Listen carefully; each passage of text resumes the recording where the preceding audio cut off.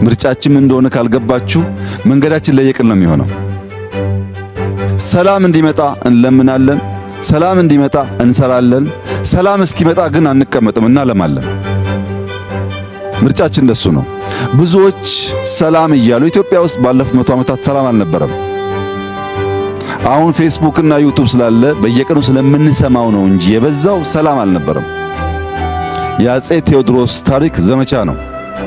የአፄ ዮሐንስ ታሪክ ዘመቻ ነው። የመንግስቱም በኋላም የነበረው ሽፍታ ኢትዮጵያ ውስጥ ጠፍቶ አያውቅም። ወንበር ለማጽናትና ሽፍታ ለማሳደድ 100% የደከሙ መሪዎች ሶፍ ዑመርን ዘንግተውታል። ትርፍ ያገኘነው እሱን ነው።